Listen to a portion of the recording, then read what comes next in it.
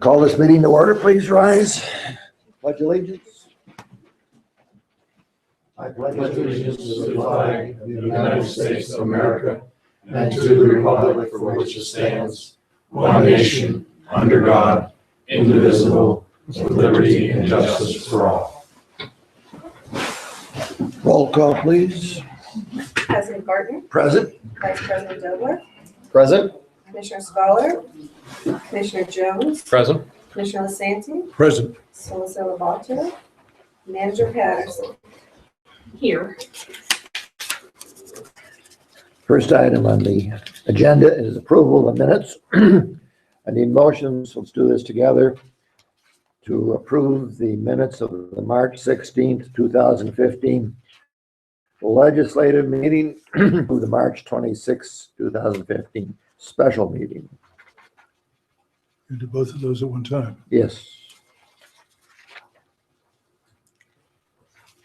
I'll make that motion that we approve the March 15th, what is it? No, March 16th and the March 26th, the legislation and the special. I'll second the motion. All in favor signify by saying aye. Aye. Motion carried. Next item is presentation by Sean Guerin of Dinsmore and Scholl regarding the bond financing. Welcome. Good evening. Good evening. I want to say two things first. First of all, thank you for retaining me to represent the township as its bond counsel. Recall, I am your lawyer. I want to make sure that we do a good job of documenting this transaction and the like. Sometimes there's some confusion about who's the bond lawyer and what are they doing here and who's the underwriter and who's the financial advisor. I just like to remind folks that we are the township's lawyer in this regard. So we represent your interests in this transaction. Secondly, I want to thank you for putting me on the agenda when you did. I had a pre-existing meeting when I promised that I could come up to this meeting, so I appreciate that. Good. We have prepared, and I understand that has been circulated to you, the draft of our debt ordinance. And backing up just a second, I also understand you were provided with a copy of Public Financial Management, that's your financial advisor, the timeline that they had suggested for this refunding of the township's 2011 bonds. In order to meet with this proposed timeline, the plan is and continues to be that we would prepare and present a debt ordinance that would authorize the issuance of the bonds on sort of a forward-looking basis. In other words, you authorize bonds in a maximum amount at maximum interest rates, with the contingency being, and I'll really only point to one particular page in this debt ordinance. It's otherwise pretty boring. But section 1201, page 40, the contingency for this bond sale will be that it can only occur so long as the financial advisor can arrange for the sale of the bonds through an underwriter that would result in a savings of at least $800,000 to the township. So that contingency needs to be met. Next week, if agreed, we would present this ordinance to be voted upon. We'd run the legal ad preparatory to that meeting. We'd run a legal ad after that meeting, indicating that the township had taken action. But essentially, the ordinance would then just sort of sit on the shelf for perhaps a couple of weeks before we could get all of our ducks in a row. And we've moved as quickly as we could to this point to arrange for a bond sale that would result, again, in that at least $800,000 in savings. Have I said anything so far that's confusing or unexpected? So again, this, if presented and approved next week, this would be the public action on the bond transaction. There wouldn't be any further need for a public vote or approval or the like thereafter. All the approvals and designations would be contained within this ordinance, the signing of all closing documents, the filing that we would need to make with the Department of Community and Economic Development to have the bond issue approved, the signing of the bond purchase agreement that would be authorized that would result in the new bond issue that would result in the savings that is made contingent in this ordinance, and essentially all other actions. Again, it's the only public action that the township board would need to take on this matter. I'd be happy to answer any questions. One question is, this is just one shot. We have to do this for this construction. Is that correct? They can't refinance it again later You on. couldn't, that's a good question. Under the way that we've proposed this transaction, as you're probably aware, the call date for the 2011 bonds is not until, I believe, December of 2016. So under the federal tax rules, any refunding that happens within 90 days of that date is called a current refunding. And you can currently refund bond issues as many times as you're able to the final maturity. You can only advance refund, which is, in other words, doing a new bond issue to pay off a prior bond issue more than 90 days in advance of that call date. You can only do that one time. So you would be exercising your one opportunity to advance refund this bond issue. I think the thought is, though, that the differential in interest rates that could be obtained in today's market versus what was obtained in the initial transaction are such that it makes economic sense moving forward with an advance refunding in this situation. Good. I think that's the advice of your financial Right, advisors. and we are doing I don't want that. to speak for them, but Yeah. I suspect that was one of the Right. presentations that they made. Maybe you cannot answer this question, but we were looking at two options. One was the refunding as it stands, and the other is refunding with the amount of money that we have available from the last bond issue. I would like to see a table which would show the savings under both events. I think you have that. Well, yeah, we we- received that would be from Zach. None I of would this assume it would be from precludes Zach. that option. Yeah, Yeah. I have something that shows. I would those like to two. see that. Okay. I'll get it. That's merely, Yes. I believe that's a Okay. structure that is contemplated by this authorization. The BFM decision as to whether to put the money into Right. the transaction, it can still be done, my understanding is, via the authorization you'd be giving. And I think that's a key issue. You're probably aware, Sean, there's, it's going to be 350 or so thousand left from Right. the initial bond issue. And I believe that Zach ran down payments, for lack of a better term, of 100, 200, 300, and compared the additional savings. Applying those Yes. specific dollar amounts to the refunding. Okay, let me see that, please, Gwen.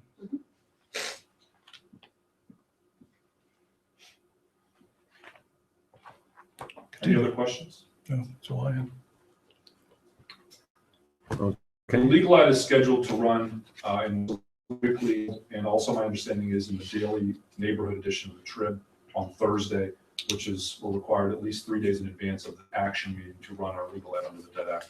So that ad will show up on Thursday. I would come back next Monday evening to present and presumably have the board vote on the final ordinance, which I don't suspect will look anything different than the document that's in front of you, unless I receive any comments between now and then. Okay. And then we run a post, again, adoption legal ad, and we'd be set. Gwen, has Harlan had a chance to review this? Had a chance. It was provided to him. I'll Yeah, be I see discussing that. with Harlan. Good. Yep. I mean, it's very similar to the last one. It is. I wasn't here for that. Okay, Off to Seneca Valley. Thank you all. Thank you. Thank you, Sean. Next is discussion of Overlook Drive paving. Who's handling that? and Evening. Provided a report to everybody, kind of a summary of what we've done in the last, I'll say month, but it's been more like 2 weeks, with the status of Overlook Drive. We met with the contractor, El Grande Paving, walked the road, walked all of the roads, or drove the roads. And we asked the contractor to basically provide a cost to modify the pavement section from the original design. The original design had a fairly light pavement section or a heavier pavement section with no stone base. Both myself and the contractor agreed that that probably is not adequate for the truck traffic that road sees. So we asked them to provide an itemized price with 2 different pavement sections. One roadway section would have 7.5 inches of pavement. That's full depth paving section number 1. And full depth pavement section number 2 is 5.5 inches of paving. Pavement number 1, not to get overly technical, would be 6 inches aggregate stone base, 4 inches of a larger aggregate base course asphalt, a 2-inch section of 19 millimeter, that's a medium stone binder course, and 1.5 inch section of a wearing course. So those are your 3 sections. Pavement section number 2 is pretty much the same section minus that 2-inch medium course. We also asked the contractor to provide a cost to install a heavy-duty Tensar fabric. That's a GeoGrid. To oversimplify what that is, think of a garden fence. It's about between 1/16 and an 8-inch thick. Strands of fiberglass woven crisscross in about a 1-inch square, coated in a composite, very strong, very high tensile strength. If I was holding it, I wouldn't be able to pull it apart or tear it. We could probably play tug of war all night with it. The thought behind that material is that's kind of a cheap insurance to help deal with the point loads from the trucks. Think if I stepped on your foot with my shoe versus a lighter woman stepping on your foot in a high heel, it's kind of that same principle. Instead of that tire pushing straight down and fracturing the base, if there's a bad area, that helps spread it out, and it increases the life of your pavement and makes up for past sins. We also identified in our field views that the original quantity in the bid was very light for topsoil backfill around the curb in the pavement sections. We asked the contractor to provide a number to get an accurate idea what that is. We also met with Oxford Development to reach out to them to give them a project update, also to ask for their assistance in providing any contact information for local businesses and anything they could do to help spread the word that this project's coming, with the goal of minimizing impacts to those facilities. So now that I had the contractor's price, which is attached to your report, I tried to basically do what we would call a final quantity reconciliation, but it was more of a halfway progress report. I'm going to call it a snapshot in time. Where are we today? What have we spent? We're about halfway through. Where are we on budget? With the goal of providing some sort of numbers to the board to make a decision on where do we go from here. What I identified is the quantity installed for the 19 millimeter leveling course previously bid. The bid quantity was higher than the installed quantity. All that work is done. There's a surplus, including any work that was an overlook. We took overlook out because that's not going to be installed. We're at almost $142,000 surplus. So extra money that was not spent. We also identified item number 6, which is base repair, $20,000 was never installed. And again, item number 7 with the contractor's new estimate was underestimated. So that was the increase in, is expected to be an increase in cost of about $17,000. These are all expectations. The thought here is we're going to take the quantities and everything for Overlook Drive, change order them out, throw them away, and then change order in the new either option 1 or option 2 as it made sense. So to skip down, there's a little summary there with the pavement section of option number 1 and option number 2. Final project cost for option number 1, $525,570. It's going to increase your project approximately $18,500. Recall, these are planning level costs. These are for units that are not installed yet. So that is not the final number, but that's my best guess of what that final number will be.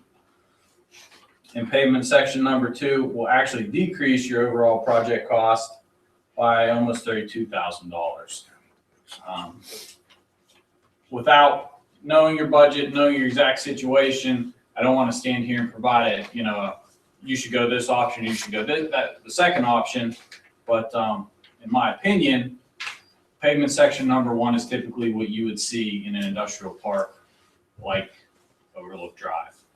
There's a lot of truck bays, a lot of truck traffic.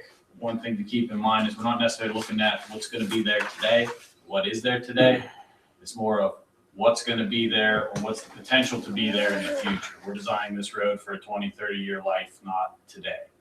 So in our discussions with Oxford, they are not fully built out There's still vacant parcels. A lot of the trucking parcels that are there are empty or not being fully utilized. So the truck traffic that is seeing today could potentially be much higher. A couple other things I want to discuss about the cost estimate. I think there's still some additional savings that can be found. In discussions with the contractor, there's a quantity of guide rail, about 740 feet. We believe that's higher than what the township actually wants. We're hearing more on the lines of 180 feet. So there's a savings of $28 a foot, potentially. I assume that we're installing it per the plan, just to be conservative. Also,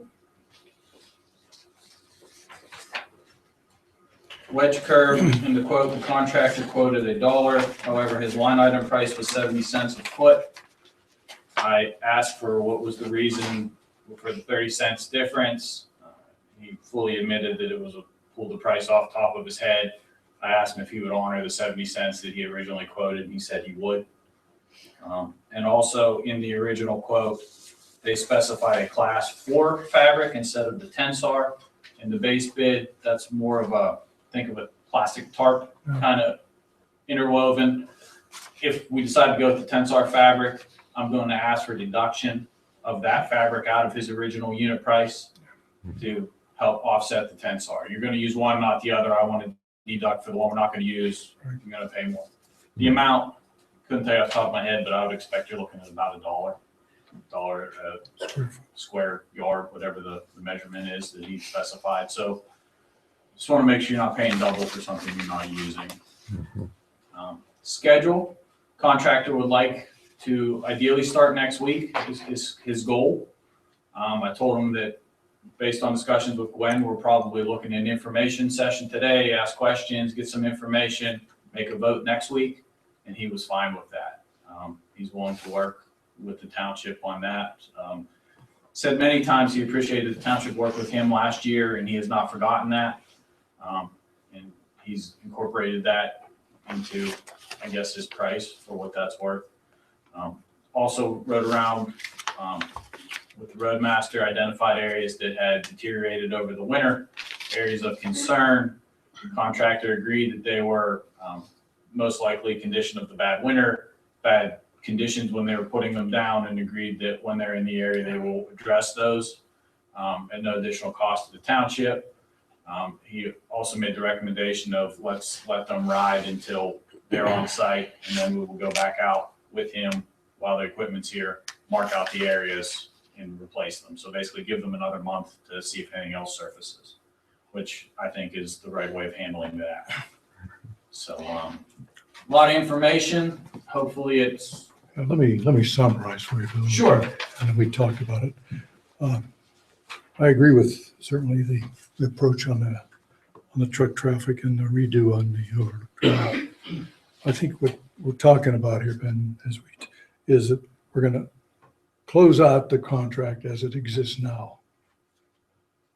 If for all intents and purposes. For all intents and purposes, right? yes. Okay, and we're going to start new with a new contract, which has so many linear foot, so many square foot, so many unit prices available to us. Per Overlook Drive, Yeah, just for Overlook Overlook Drive, yes. Okay. And I caution closeout because I don't want to, we're not We're not closing, signing off on the okay. contract. We're basically change ordering out all the quantity that was in Overlook out Yes. and change ordering in the estimate. I'm with in you. the back, Change just- it, okay. We're not rebidding, we're not going out, we're not getting new prices, we're We're just, using their prices. right. Okay. So from that standpoint, these numbers should be fairly within the ballpark with respect Yes. to what we're looking at. Yes, So where we stand now, you're saying if we go with the higher price model, we're looking at 19,000, 18,000 plus, plus or minus, plus or minus, over and above what we now have in the contract. correct, Okay. which you budgeted Yeah, right. last year. Okay. All right. And have you had an opportunity to look at the other units with respect to all the other roads that are outstanding? There's not really a lot. There's an error somewhere in the 19 millimeter. That's the leveling course on the other roads. I tried to back calculate it. I tried to find out where it is without going out and remeasuring all the roads, No. obviously. I don't know if it was a unit price that was off. It's an average depth of 2.5 inches. I can tell you from walking the roads that there are sections in that road where I'm seeing an inch of pavement. There are sections in that road where I'm seeing 4 inches of pavement. So I think that the 2.5 is a pretty accurate,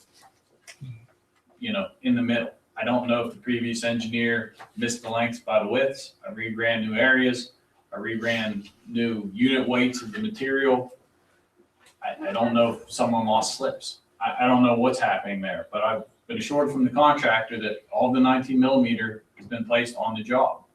And the pump station, the wearing course has been placed on the job, as well as I believe Weber was the other street that's been overlaid as well too. So that's kind of where we are, snapshot in time. With discussions with the contractor, he's believing that the wearing course number is also high, but I can't justify it with my calculations. I can't find it without remeasuring the roads. So I ran with pretty much the lengths and the widths that were provided by the previous engineer and came up pretty close to the same number he had. So I put that number in this estimate to be conservative. The last thing I want to do is tell you it's going to be lower and then find out there was a mistake without me personally doing the count. So contractors indicating there might be some additional savings in the wearing as well. Okay. So we're doing it all on unit price, so as we We are. get closer to the bottom, we'll know Right. more. Right. Okay, so what we're faced with now is one of these two options. And I make a motion. I'm sorry, I still have questions. Go ahead. Absolutely. So I only understood my question at the end, and I think you probably answered at the beginning. Okay. That's So fine. can you go back and tell me the difference between the two options? The two sections, you're going to dig down different depths, obviously. We're going to keep the same final elevation, grade, Right. whatever. The pavement section number 1 will have 6 inches of compacted stone. Mhm. It'll have 4 inches That's the of, sub base. that's the sub base. Yep. 4 inches of 25 millimeter base. That's a larger aggregate base material. Okay, There'll be 2 inches of 19 millimeter binder. That's a medium stone. And then 1.5 inches of the fine wearing that you see on the roads, real Okay. fine stone. Pavement section number 2 is pretty much that same section minus the 2-inch binder. So you're losing 2 inches of pavement structure out of that section. okay, Section number 2 is, I would say, typically what we would design for if I was designing like a residential subdivision street. That would be the section I'd be looking there. The school bus, garbage truck, probably the heaviest load that road's going to see. okay, Section number 1 is a section we typically do for industrial parks. And that's more of the heavy truck traffic, the 18-wheelers, the heavy loads. If we were starting from scratch on this project, I would recommend that we do some sort of traffic analysis, more theoretical than actual, of what's the square footage on the building per my design manuals, what kind of truck traffic is that going to see? Would it come out, done some core samples to figure out what kind of pavement's there, what kind of stone's there, and did a bearing capacity on the soil and actually designed the section that the soil needed. I don't think we're there right now. We're too far gone to go back. So I'm trying to apply general rules of thumb and general pavement sections to the application. gotcha. Mhm. Okay, next question. Sure. Where does the $31,000 get made up on option number 2? Where is that coming from? You're not placing the 2 inches of 19 millimeter pavement and you're doing less excavation. You're not. No, I'm sorry, but I understood that the $31,000 is a deviation from what we had, Yeah. what we had budgeted, Yes. right? So it's less money than that's fine. I understand that, but so why is, It's coming in, why is the project coming in under our budget? yes, Is the simple that's the better question. way to say it. Thank you. The initial quantities for the 19 millimeter were off by 142,000.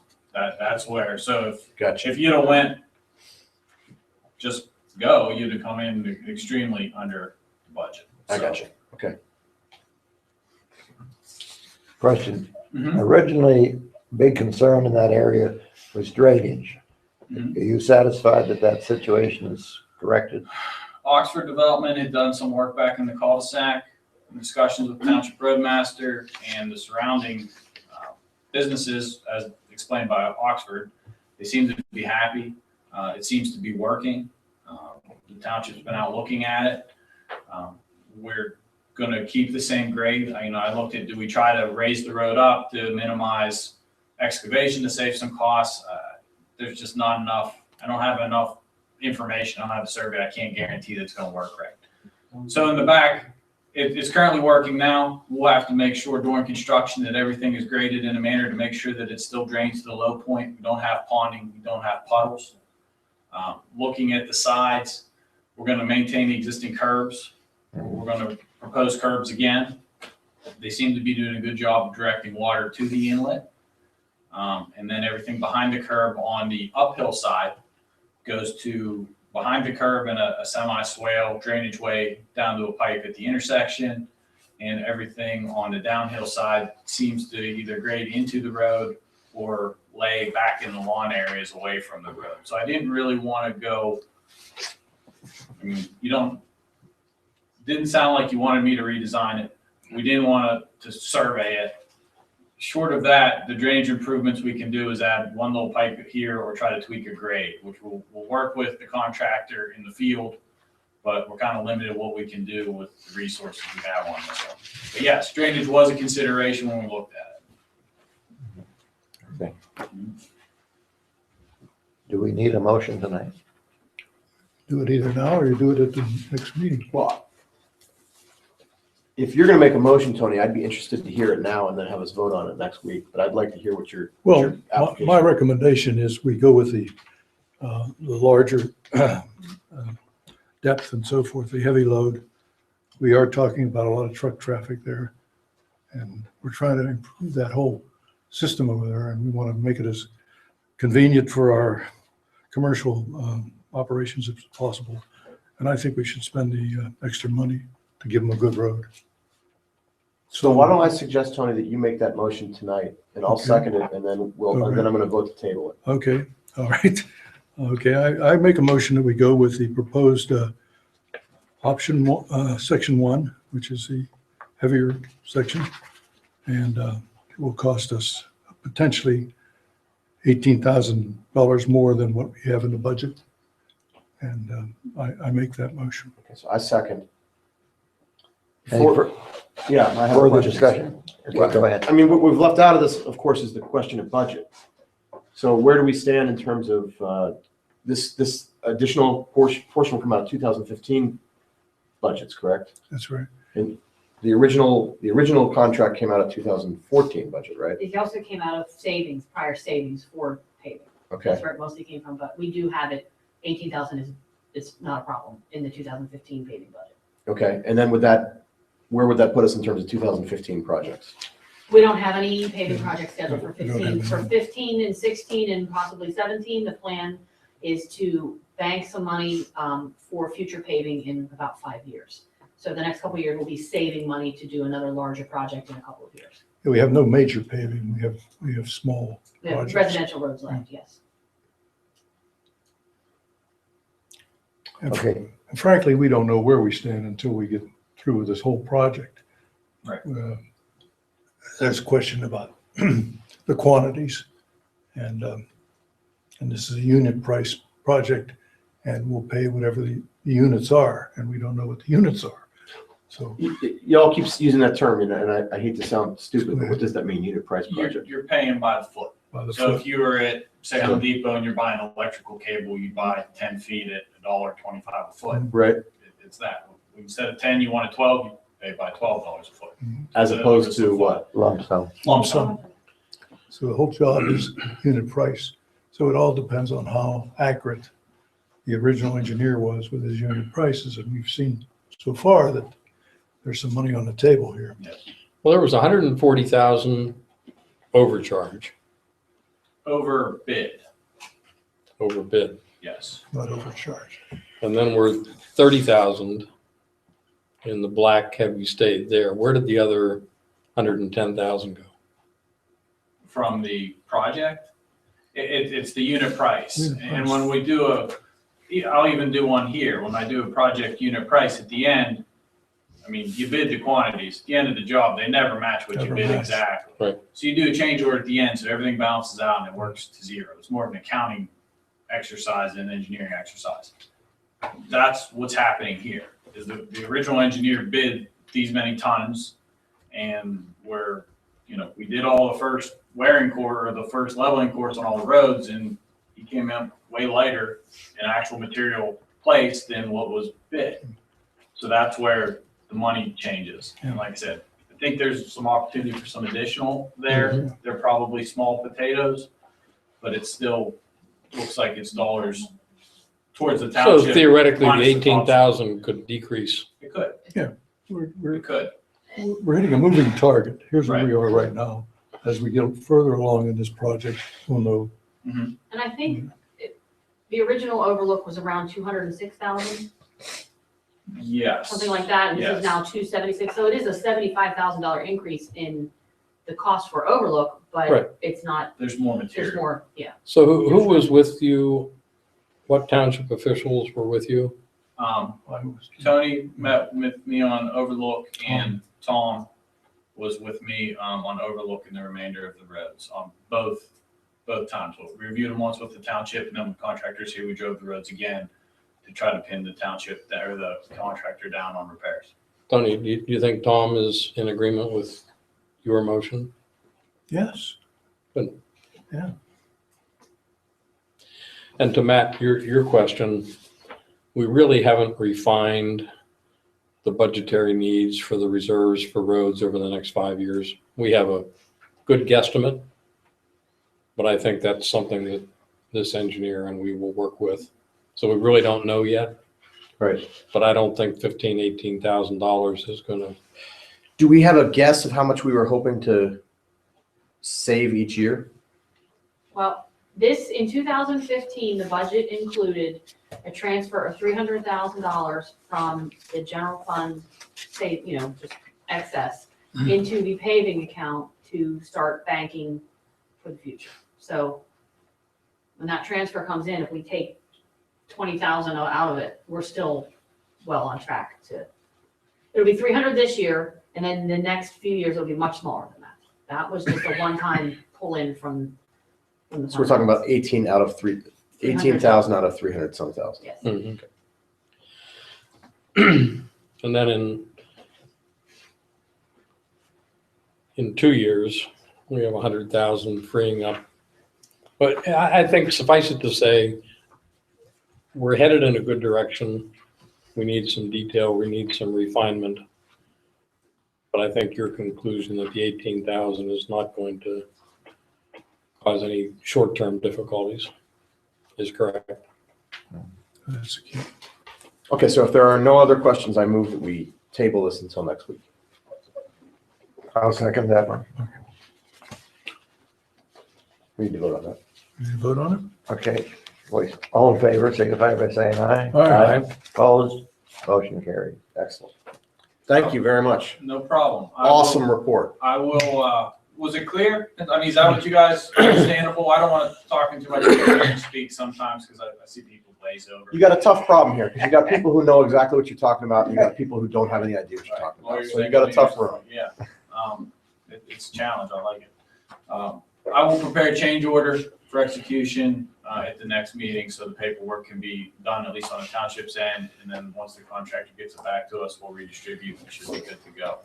So, anything else for me tonight? Nope, thank you very much. All Thank you, right, I'm Ben. gonna step out if you guys don't mind.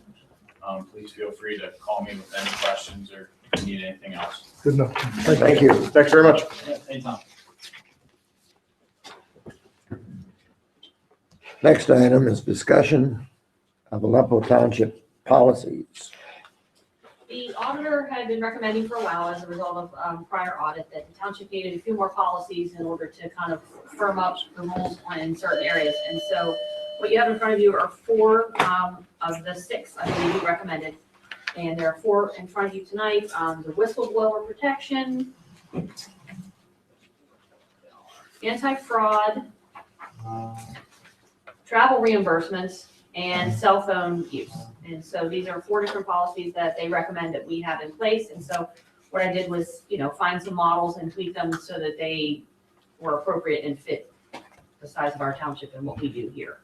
So if you agree with them, I can put them on the agenda and they can be voted on next week as to be added to, our rules and things like that. And then I'm working on the other 2 recommended ones. And I'll have those for next. I think they were very well done. As I said in the email that I hope didn't go to everybody because it was deliberation, I think the only suggestion I would like is on the cell phone policy. I'd like it to be a little beefier with respect to operation of a cell phone while driving. And go ahead.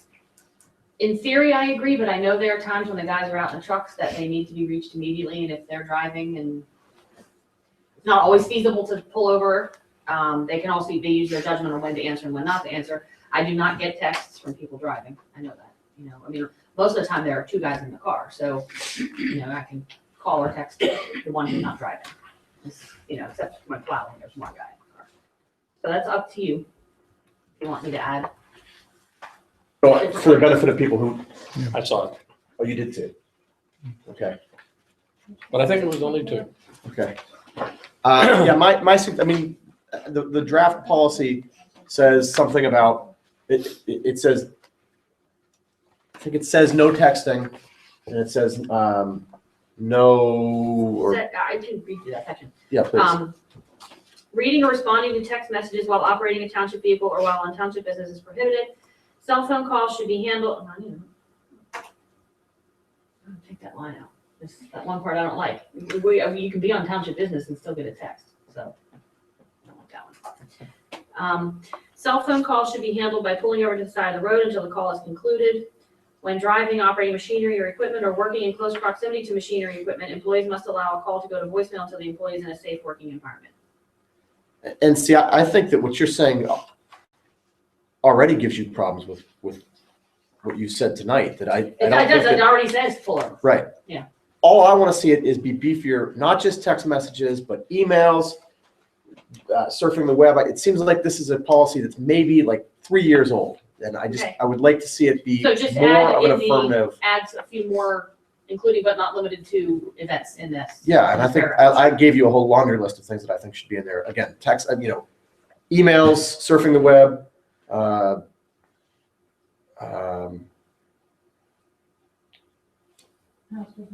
Facebook, I think I might have said.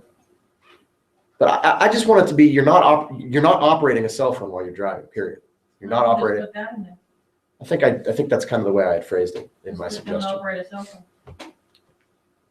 I think the way I said it was, you may not operate a cell phone, which includes this whole laundry list of things. I will tweak that and I will send you everyone a draft with that new paragraph. Now, I would also be interested in hearing Harlan's response to that because, that's my position. That's my position. My hearing that, our people that are out on the road, they do phone in. So they do, and I call them, if something comes up and I just call them. But And I they don't pull know over where to they the side are. of the road. Better pull over. I think that's a little much. Usually, And you try to aim for the ones that they're together, and I know they're together I try to aim for the one who's not driving.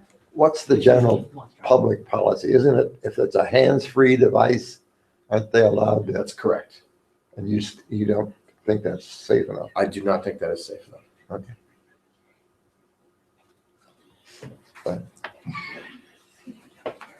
Bill, any comment? He's not gonna. I'm guilty of it, but it's distracted driving. It causes a lot of accidents. A lot of people get hurt unnecessarily. But I catch myself doing it, we get the same thing. When our office calls, depending on where you're at, if I'm going through Swift Heights Manor, I'm not gonna be on my phone. It's just, it's too congested. But if I'm going up 79, say at Cranberry for something, yeah, there's chances, I'll be on the phone.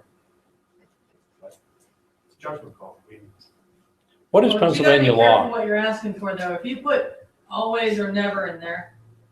You've got a situation where you're gonna discharge a fire chief for answering an emergency call on his phone. You gotta make sure that you don't exclude absolute necessity. I would not want Lowell to ignore an emergency fire call because he was worried about getting in trouble because of the policy. You know, you're saying always or never, and it can't be always or never, especially when you're talking about some township officials like fire chief. I'm just using him as an example because he's sitting there, but I could think of a couple other situations that you would hope that somebody answered their phone. That's a valid point. I don't know necessarily. Wish we had a solicitor. What is Pennsylvania law right now? Pennsylvania law is that you're allowed to talk on it, as Rod said, on a hands-free device. Not on a cell phone. What's a cell phone? None of us, including the township, road foreman or Timmy, none of us in the township have hands-free. Everything is on the device. None of the trucks are equipped for hands-free.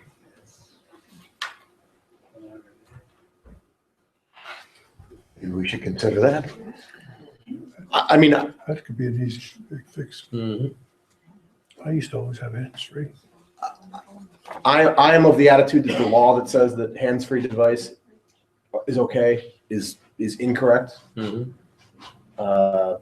So I wouldn't necessarily be in favor of that. Now, I recognize what Judy's saying, and I To don't exclude disagree with radio that. communication or something? I mean, Yeah. I just don't want to get somebody in trouble doing their job. But I mean, I understand your concern. We don't want people running snowplows talking on the cell phone about anything. But if you put always or never, then if you get somebody, remember, it's not always going to be you guys. If you get somebody that's going to be anal about it, that really wants to go by the letter of the law, you're going to get somebody in trouble one day. Well, then why don't we just doing add their accepting job. radio communications? Is that broad enough to cover your concerns? We don't have, the township doesn't have it. We don't have radio. Because He does, but he's fire chief. Yeah. I mean, but he's not a township employee. Could you make an He's covered by exclusion for this. emergency? Sure. There you Yeah. go. Unless in an, okay. I'll That work would on do it. Leads your fire.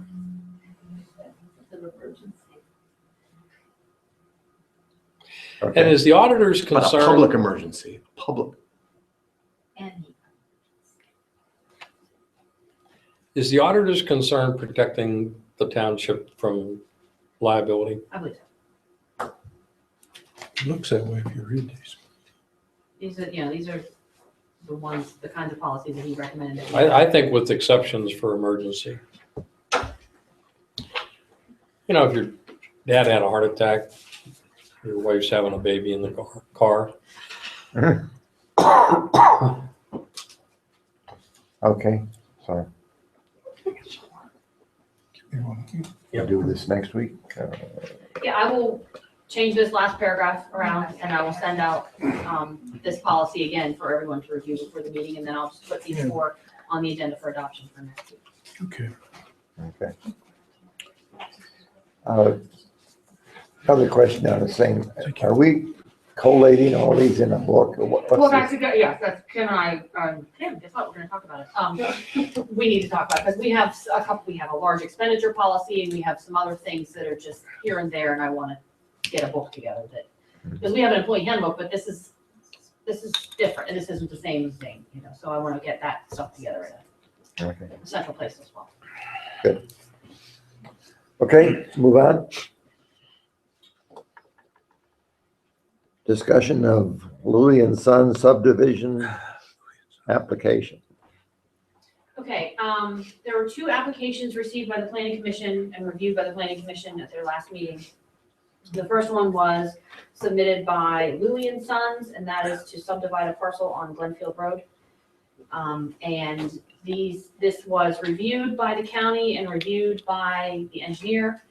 And it was recommended for approval subject to meeting the engineers and county's conditions, which is normal. It gives the developer or the applicant a chance to correct some things before it comes to this board.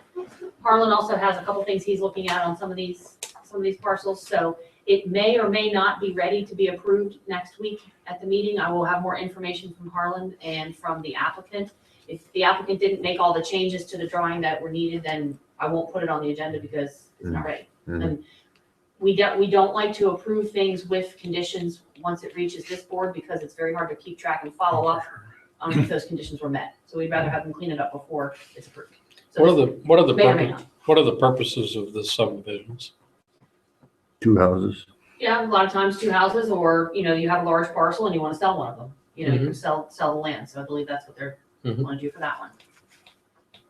And then, An interest of the authority, we always would like to know if there's going to be required water or sewer taps.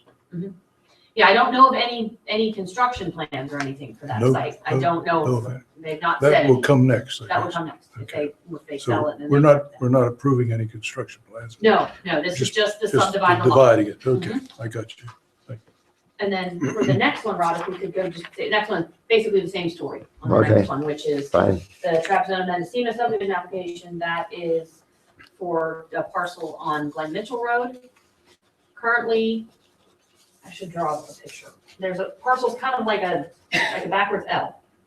And there's a commercial garage here and a house here. And they want to separate the commercial garage and the house, but you can't just have this garage freestanding on a parcel by itself because it's a residential district. So what they're doing is cutting the line in between this one existing house and this garage. And then up here, there's a house up here all owned by the same people. And they're erasing the lot line there so that this garage will now be attached to this house as its parcel. So it allows the garage to still legally exist. So that's the plan for the Trapezoid Mendocino. But again, also, there are a lot of questions that need to be answered by the surveyor before it can be approved, so it may or may not appear next week. Okay. And I have drawings, if anyone wants to look at the drawings, I have them here in the office at all times. If anyone wants to come, just take a look at what they're planning to do, I have that. Okay. Okay, next. Presentation by EM, maybe you will and maybe you won't.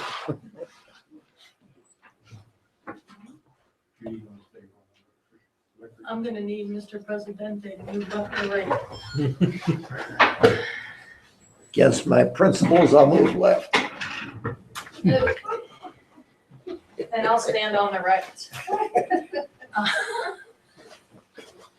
Got some political statements maybe. Okay.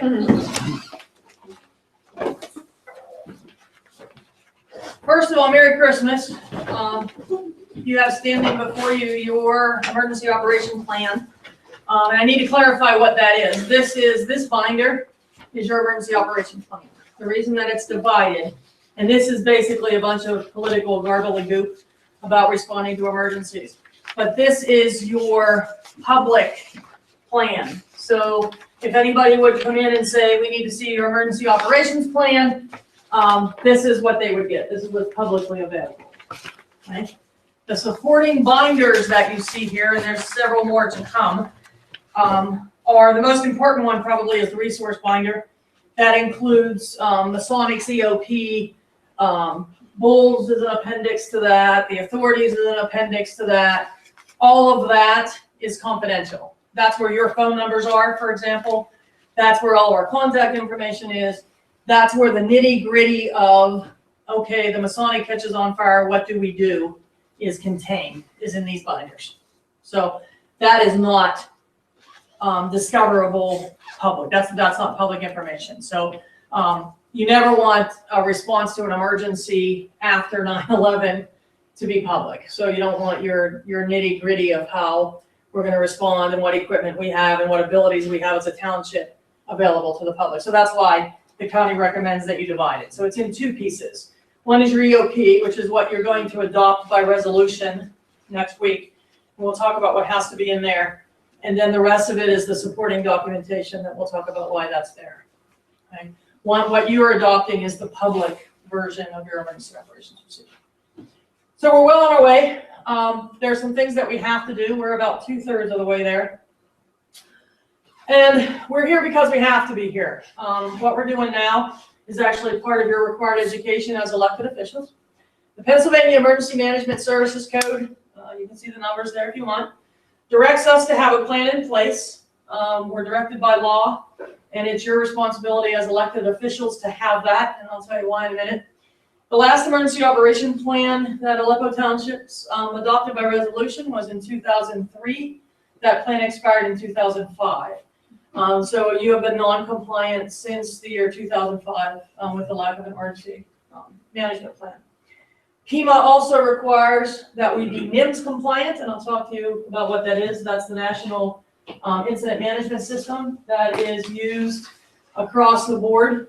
That's kind of speaking the same language so that every municipality can work with another municipality, can work with the fire department, can work with EMS, can work with whoever, because we're all on the same page. That's the NIMS system.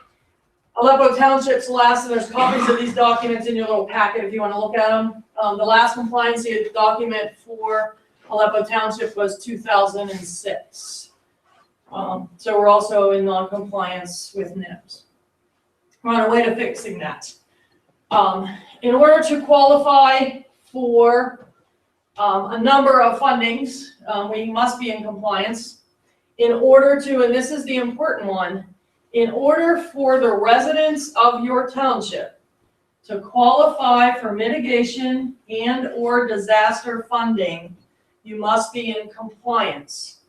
So if the governor would declare a state of emergency in the state of Pennsylvania, or the president would declare an emergency in Western Pennsylvania due to a hurricane or a tornado or whatever, and you had 17 houses that were flooded, those 17 houses would not qualify for disaster-related funding if your township is out of compliance with the disaster plan. So that's kind of the importance of being in compliance, because none of your residents wouldn't qualify for that funding. In addition to that, PEMA has annual mitigation funding. And what that means is that if we identify hazards, which we're required to do, that I'm going to talk about in just a couple minutes, but if we identify hazards, for example, a real easy one to think of is a huge snowstorm, right, that sticks us all together in Aleppo Township, we can't get out. And then we write up a mitigation plan, and that mitigation plan may include needing to add a snowplow to the number of snowplows that we already have. Mitigation funding may in fact be available to buy that snowplow. Now that snowplow doesn't have to stay in the cupboard awaiting that disaster. That snowplow, as long as you document that it's available for when that disaster comes, that snowplow can be used to plow your roads for every snowstorm. So there's a huge advantage to the mitigation funds if we write our mitigation plan in such a way that we can utilize what we get throughout the year. And from time to time, there's county monies for mitigation. There'll be some county monies. I'm going to a meeting tomorrow. There's some county monies that will be available because the county hazard mitigation plan is in fact due at the end of the year. So we're going to end up probably adopting their plan actually. Okay, Apple, go forward. There we go. This is the liability statement that was given to me by the county when I went down there a couple weeks ago, and that is that a local municipality is responsible to safeguard the lives and property of its residents. This includes compliancy with federal and state mandates for emergency operations. So if you are not compliant with emergency operations and that non-compliancy has an effect on a resident, that's the municipality's liability. So there's some good reason to be doing what we're doing. Why are we here? We're sitting in what has now become the township's emergency operations center. So what would happen if, I'm just going to use Masonic because it's right there. What happens if there's a major incident at the Masonic? Be it fire, flood, hostage situation, whatever it might be. Two things would dispatch. Bull would dispatch to the scene and would remain in command of the situation itself. So at the Masonic, it's the fire chief that's in charge of what happens at that scene, including how to get people out, where to put on, how to safely do that. Your emergency operations center officers, and we'll go over who they are and what they do, would come to your emergency operations center, and we'll talk about who they are and what they do. We must activate that emergency operations center at least once annually to maintain compliance. We can do that in one of three ways.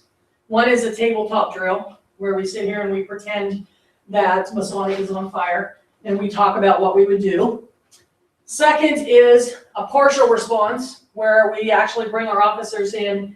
Bull may want to do part of his drill to the Masonic and take some of his people to the Masonic, and we drill the communications between Bull and the EOC, et cetera, et cetera. And partial response and full-scale responses are done once a year by Allegheny County. We just missed this one. They do a knowledge center county-wide. In fact, that was a Region 13 drill, wasn't it?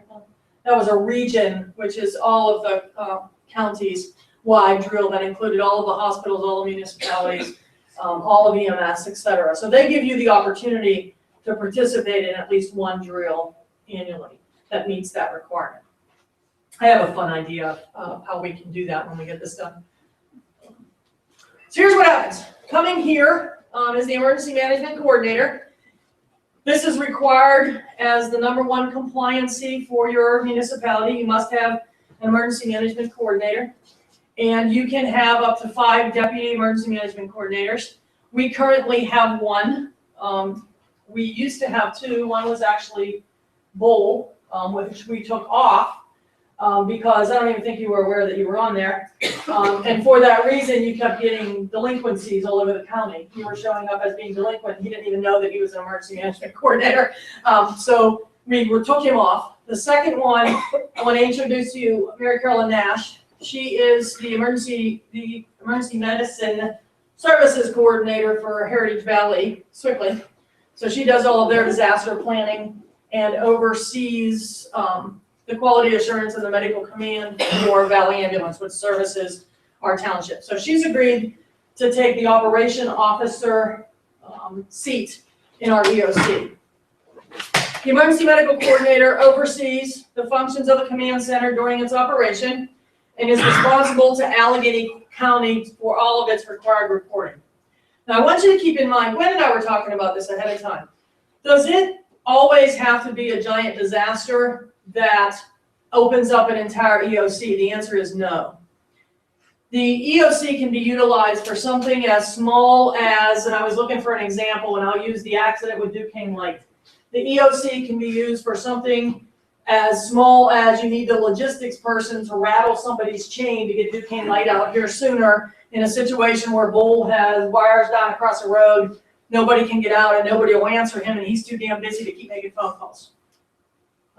Which is simply activating the logistics part, and it would be that officer's responsibility to take care of that for him. Or when the fire department was looking for the lady that went missing up behind Rose Avenue last year, if that would have went into a 24, 48, or 72-hour issue, maybe the fire department needed additional ATVs, or they needed water for their guys, or they needed food for their guys, or rest for their guys, or whatever it might be. That's an EOC function. So it doesn't necessarily have to be, oh my God, the township's falling down. It doesn't have to be the sky is falling to activate an EOC. The public information officer is Matt Dobler. He is responsible for residents, communication to residents for their safety, and public information as far as newscasts, etc. We're in the process of making a way to notify residents, and I think we have it down with a good idea from Gwen today. There's a number of residents who are not in our reverse call system. So the authority has a reverse call system. Not all of our residents participate in that, number one. Number two, some of our residents may be on the street. And so there has to be a way to be able to tell everyone, hey, you need to shelter in place. This is what's going on. You need to get the heck out of there. Somebody's coming to help you, or whatever information we need to get them. What we're going to do is utilize a programming function on the fire department siren. We can have the ability to program it so that it's a recognizable pattern. Let the residents know what pattern that is. So send them with their water bill or whatever, a thing that says, when you hear this, call this phone number. We're going to use the Aleppo Township number and have a pre-recorded message on there that says, hey, this is what's going on. You know, a train wrecked in Swickley with chlorine in it, and there's a possibility it's going to blow up the hill into Aleppo, and so shelter in place, don't go out of your house. In talking to Gwen just today, which is the reason why we have a committee. In talking to Gwen, we were thinking, hey, the phone lines going into the EOC are going to be busy 100% of the time. That's our only phone number into the Emergency Operations Center. That's not gonna work. Gwen had an idea to purchase a small cheapo track phone that has another number on it that we throw in the drawer. We don't use it. When we activate the EOC, we record a message on that voicemail and we give that number, the number of that track phone, to the residents to call in to get information and updates on whatever's going on. So that keeps the EOC phone lines open. It gives us the ability to still answer the phone if somebody needs us, but it also gives us the ability to communicate to the public. You could certainly also use your website, where we can't use that only because there's people that don't have access to computers or whatever. But a combination of those certainly will work, and that's Matt Dover's problem. Safety. Wait. When do we solve that problem? When and how do we solve that problem? We're gonna see that committee. Okay, That's gonna do that. I'll stay tuned. This is all stuff that goes into, what we're talking about now is stuff that goes into the supporting documentation, the nitty gritty of how we're gonna do it. Okay. We do not have a safety officer. We need a safety officer. So if anybody has a good idea, traditionally the safety officer at the scene is the safety officer for the fire department. The best person to do safety happens to be a fireman. We can't use a fireman as the safety officer at the EOC. In fact, that's one of our problems. We can't use a fireman for anything at the EOC because the firemen are going to be over at the Masonic and the fire department needs their firemen. So we can't really use their safety officer to meet the requirements of our safety officer. The safety officer at the EOC is responsible for the overall safety of all of the responders. That includes volunteers, people that you might get to volunteer to deliver water for people that are stuck in houses, volunteers that you might get to cook for people that have been evacuated to the firehouse. It includes the safety of those volunteers. It includes the safety of responding EMS, the safety of fire. For example, if it was 90 degrees out, it would be that officer's responsibility to make sure that you didn't have a bunch of dehydrated firemen, that he got the resource of the rehab units that are available in the area to make sure that they were there, etc. Could that be a policeman? It would have to be a low-ranking policeman, because like Adam is the liaison for emergency management for Aleppo Township. So he would be very busy because he has to do the law enforcement function, because there's also a place for law enforcement. So there's a liaison for law enforcement in the EOC. So think about that one. But that's one that is currently not full. Operations, Mary Carolyn has agreed to take, and she can do that kind of with her eyes closed because she does that for the hospital. She would be in charge of all of the communications with the county, between us and fire, us and EMS, any of the communication stuff that goes on. She's in charge of making sure that the needs of the firefighting community is met. They need additional equipment, they need whatever. That comes under operations. Public health and medical response comes under there, so that's kind of a natural. That would be EMS's response, as well as any public health response that we would get from the county. The hazmat response comes under there, and public safety and security comes under there, including the education of the public, which we're going to do some work on coming up here pretty soon. Planning, that's where we are. We are seating, we have to seat an emergency planning committee. We just about have that done. That's chaired by the emergency management coordinator. We have 2 people from World Vision that are willing to work with us for the industrial park. One is Jonathan and one is his supervisor, Jeff. I don't know if you guys know those guys. Lynn, who is in charge of the disaster response for Masonic, is going to sit on the committee from Masonic, which is appropriate. This is Pam Smith. She's going to sit on the committee as a resident at large. I would like to have one other resident as a resident at large in the committee. George Jones is the liaison between the elected officials and the emergency management committee, so he is on that committee. Gwen is doing the finance and the the thing where you go out and figure out what damage was done, the damage evaluation. She's in charge of that, so she's on that committee. What I envision is that committee meeting once a month for the next 3 or 4 months, because we have some requirements we have to do. We have to do the county hazard mitigation and stuff. And then once that's all done and in place, I see that committee meeting maybe quarterly. There's just some stuff that we have to get done kind of soon. Logistics, I'm hoping that Sally Shipley will accept this role. She has all the information for this meeting and is looking at it. This is probably the biggest time investment role, and is probably the person that will be utilized the most of the EOC, because logistics will be utilized at times when the whole EOC isn't activated. Logistics handles transportation, things like how do we get all these people out of the Masonic over to the fire hall? How do we get all these volunteer firemen who have agreed to come and help from down in wherever they're staging up to the scene?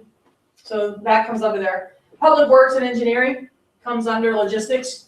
How do we get the water back on? Who do we have to contact? What do we have to do with the county? Mass Care, Housing and Human Services. So, okay, now we have the Masonic evacuated. It's going to be 48 hours. How do we feed all these people? How do we make sure that they have water? How do we make sure that they have medical care? Resource support, agricultural and natural resources. You have a truck of crap that ends up falling in your creek. That would be a combination between logistics and operations, the hazmat response, and then how do we do the cleanup? And energy. Energy is everything from, oh my goodness, we don't have any electric at the EOC, to, oh my goodness, there's 19 people who require electricity to generate oxygen in their home, and they don't have it. So how do we either get them generators, or how do we get them out of their home to a place where we can generate oxygen for them? So logistics kind of pulls together the all needs place of the EOC. We're hoping that Sally will take that. Finance is Miss Gwen Patterson, well known to you. They handle acquiring the finances, number one, to handle the disaster short term, getting the reimbursement that occurs after the disaster at a county, state, or federal level, and evaluating both immediate, short-term, and long-term recovery. So that's who does the calculation that says, and it's actually very important because that's what defines whether a disaster is declared at a state or federal level, is the information that comes from the municipalities right after the storm, that Gwen's saying, okay, we have 21 houses that have, 10 of those have a 20% issue, another 12 of those have a 70% issue. That information goes to the county from all the municipalities. When a certain level is met, is when the governor is permitted to request that a disaster be declared. So that's actually based on the information and the damage reporting that each municipality does. We are required to do that within 24 hours if we plan on participating in any kind of disaster declaration. For example, like a storm, like when Ivan was a disaster declaration. So what does all this mean? This is what we are required to do. We're required to have a trained and certified EMC. You have one. They're coming out to do the presentation in June, so I'll have a little plaque to put on your wall. You have to be an advanced EMC within a year. I've already met all those requirements, but there's a waiting period. When you get one plaque, you have to wait 2 months before you get the other stupid plaque. But you have that in place. You have to have an emergency operations center with trained staff. This is part of your training. It has to be defined. We have to begin to set it up. And there's online training that you have to do. In your packet, you will see the online training that every elected official of a municipality must do. One of the cheater books up here is called Elected Officials, which, if anybody wants to look at it, has all of the laws, requirements, and liabilities of elected officials in emergencies. It's here. What we have tried to do. I'm sorry, can I interrupt? Gwen, is that what you've given us in the past? No. I have not, no. No, okay.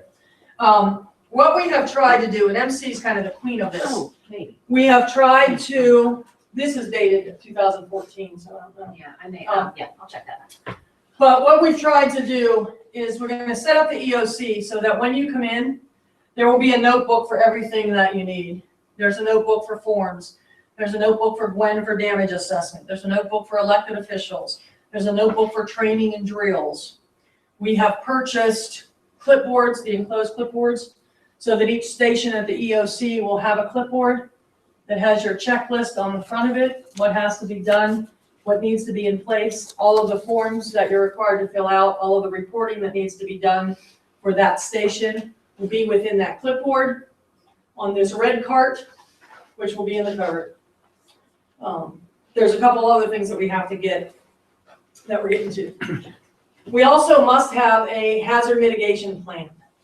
This is a little bit tricky. Allegheny County is also required to have a hazard mitigation plan. Every municipality, every county. Allegheny County's hazard mitigation plan has to contain every municipality within the county. Their plan is due the end of 2015. What we can do, they're calling it one meeting, one form, one hazard. I'm attending that meeting tomorrow, the hazard.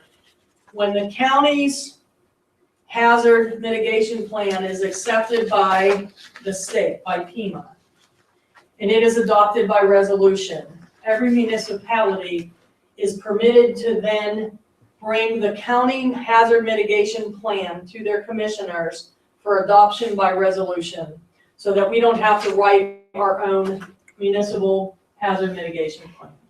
Every municipality except for one, Mount Lebanon, except for one in Allegheny County, is planning on adopting the Allegheny County plan. And that's what you guys did back in 2006, or whatever it was. In order for us to be able to adopt that county plan, we need to, and this is what I need the committee to do, we need to identify a hazard, identify a mitigation plan, and submit that to the county. That mitigation plan is what qualifies us for the monies to mitigate it. I have an idea I want to throw out there that Gwen and I were kind of throwing out. We don't have a whole lot of time to do this year because it's due to the county in August to do a big hazard mitigation plan and go over to the industrial park and look at the fact that they have organophosphate poisoning over there and et cetera, and how we're going to do mitigate it. So what we were thinking is the mean age of Aleppo Township is 19 and a half years older than the mean age of Allegheny County, which says a lot because that's 9 years older than Dade County, Florida. And that's mainly because of Masonic, because of the large population in Masonic, which puts us at risk, and it happens regularly, which puts us at risk of multiple medical responses at the same time, which has put us in a position of having delayed EMS response times because we have multiple trucks, etc. The mitigation for that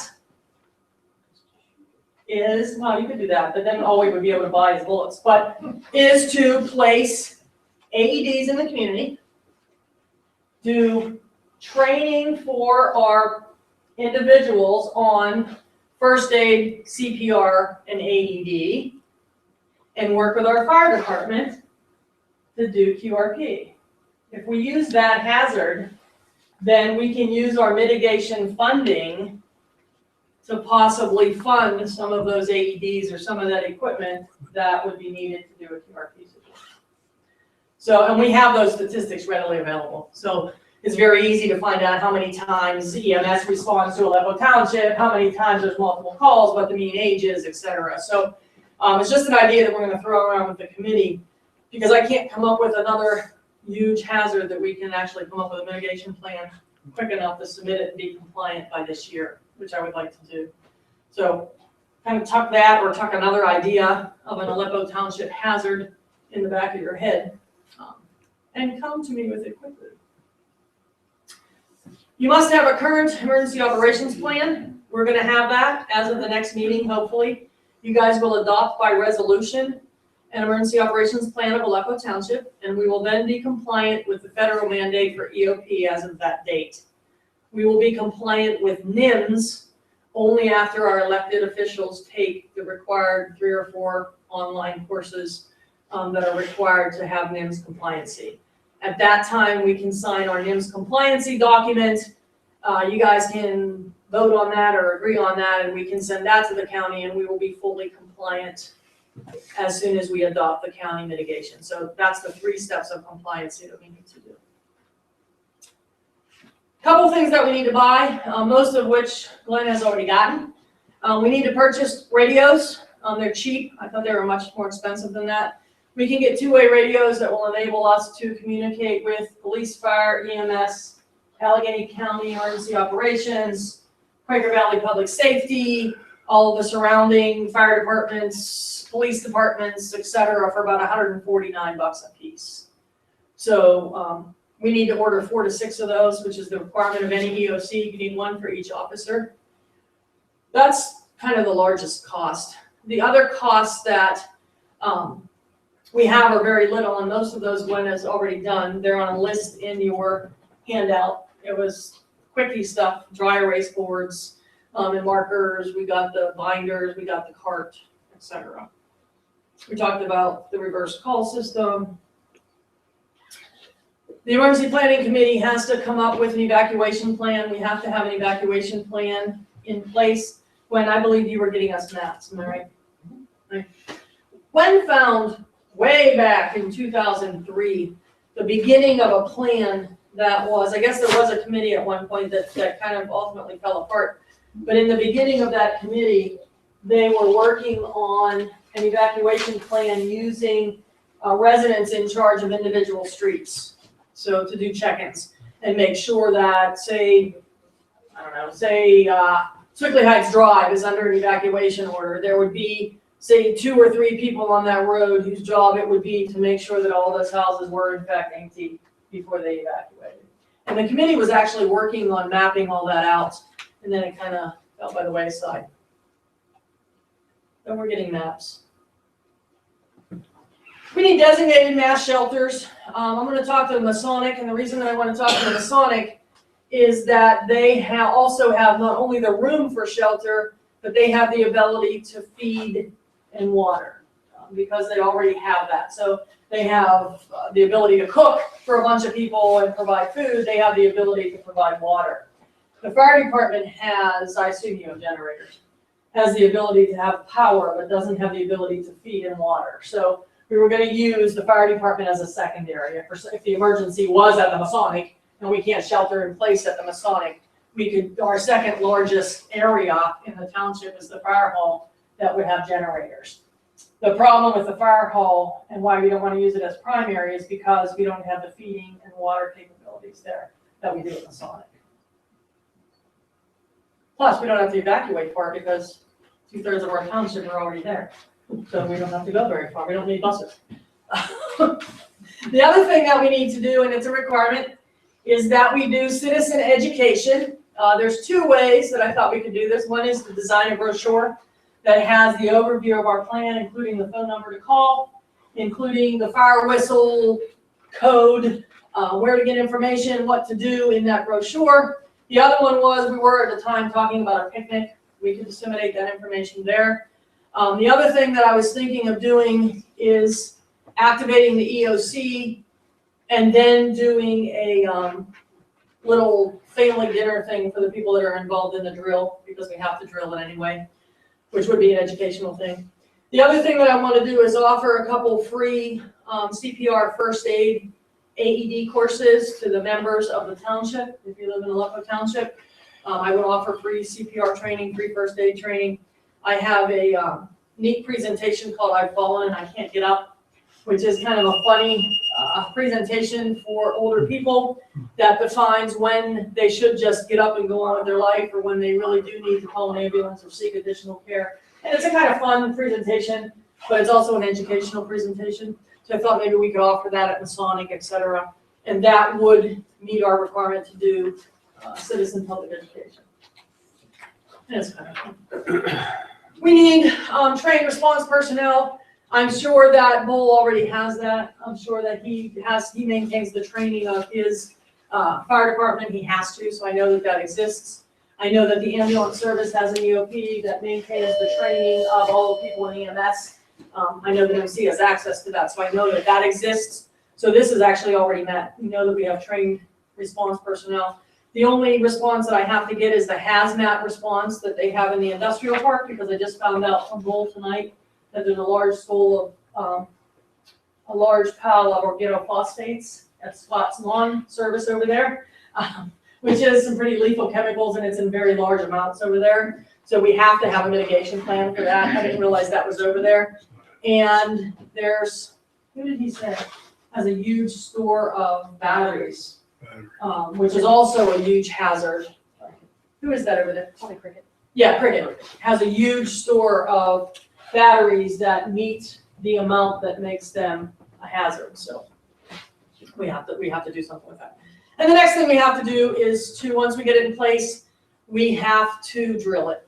So we have to come up with some kind of drill that makes us respond to the EOC, presents us with various problems that we have to test if we have the ability to solve. And then we are 100% compliant. My plan is to be 100% compliant at the same time that Allegheny County is, which is the end of December when they present PEMA with their hazard mitigation plan. So my goal is to have Aleppo Township, because the reason that I want to get it done is because the reason that I'm embarrassed that we haven't been compliant for so long is because we're number one on the list of every list in Allegheny County, because we're alphabetically first. And so everybody that comes into any meeting in the county and signs in has to go past Aleppo Township in big red letters that says non-compliant 2003. And we're the first one on the list. So I would like to have full compliancy by the end of the year.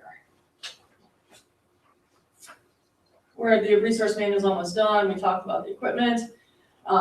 This is Gwen's problem. The damage assessment, she has to get a team together. She actually did the training a while ago for damage assessment. I got you that disc if you want to do it again, Gwen. It's actually in the outside of that book. Thanks. I've got it for you. So what do you guys need to do? You need to adopt the plan. Right? I have that here for you. You need to adopt that at your next meeting. You need to approve the purchase of the needed equipment, which is simply the radios. I think the rest is all small office supply type stuff. You need to look at developing an emergency operation budget going into the future. Doesn't have to be a big deal, but it has to be there. Every municipality has to have a line item for emergency operations. And begin your NIMS training so that by the end of the year, we can say that we are NIMS compliant. We will adopt the county hazard mitigation plan. That will be your job. And adopt by resolution your NIMS compliance by the end of the year when you do your little classes. Questions?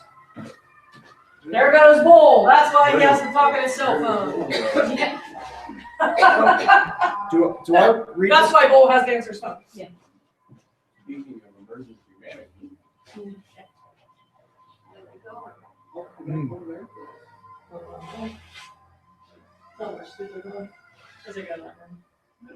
Do I read this NIMS training matrix correctly to say that we are expected to do, we, the elected officials, are expected to do 18 hours of training? Yes, sir. And I have to do 119, so I don't want to hear it, Mr. Dobler. And that's for the basic, and I have to do 240 for the. And you want us to do that by when? The end of the year. In reality, it's not 18 hours. If you have an IQ above 80, you can go and just take the test. You can challenge through these. Can we go right to the Many of test?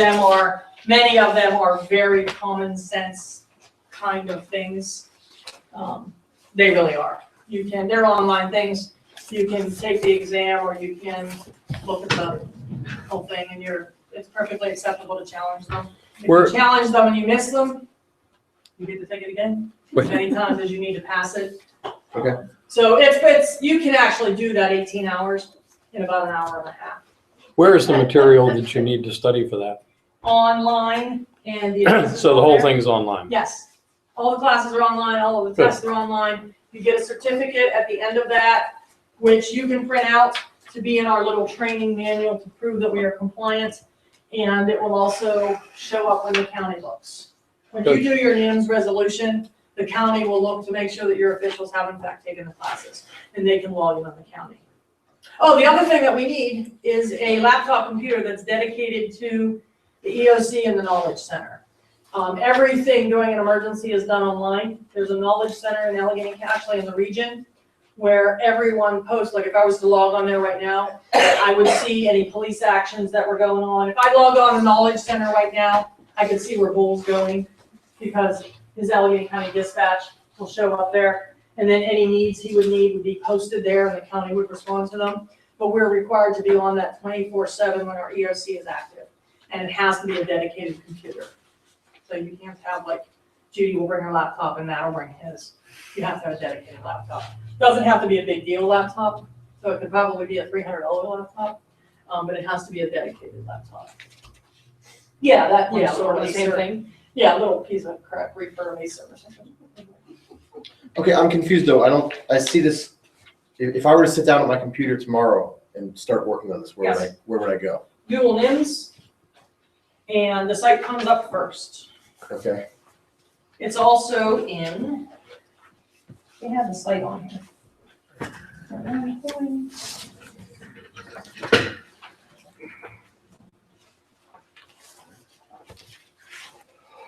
It's the news site. It's really easy to find. Is it If you here Google NIMS, somewhere? it comes up first.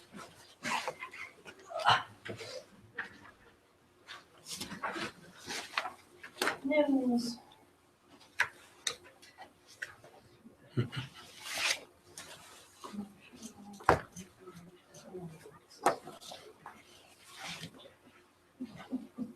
Yes, HTTPS FEMA.gov National Incident Command System. It's the first thing that comes up when you Google NIMS. Comes up about 9 different ways. And the matrix is there for all of the ones that you have to take. Okay. Any other questions? Great job, Judy. Yeah. Yeah. I have a question. How,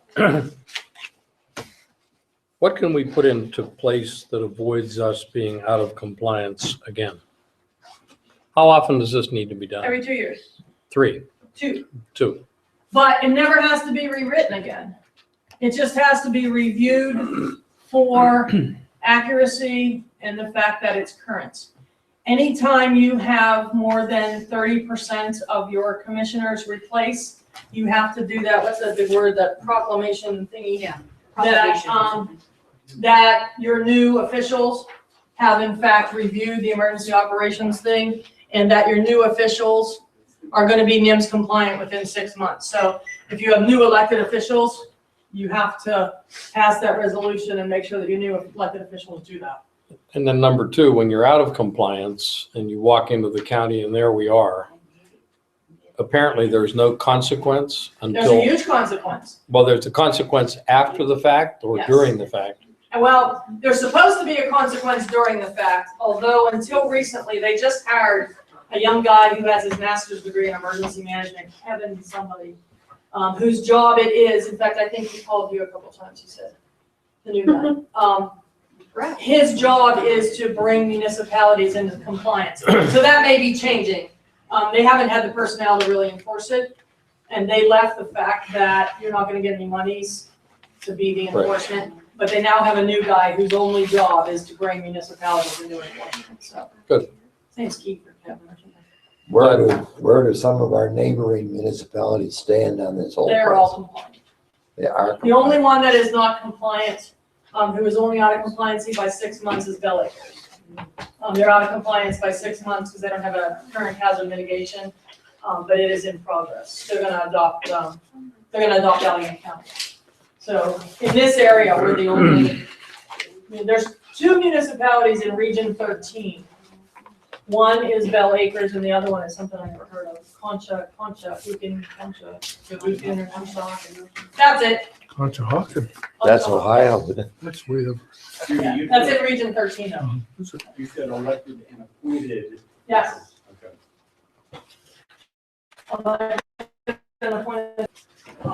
So these guys, me, Gwen. We did To what?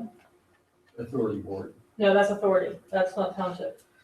Okay, You don't have to do that. I don't have to do it. Okay, great. planning commission? You can take mine. Well, planning commission has to, if you're on this, because you're on this board. You're a commissioner of the township.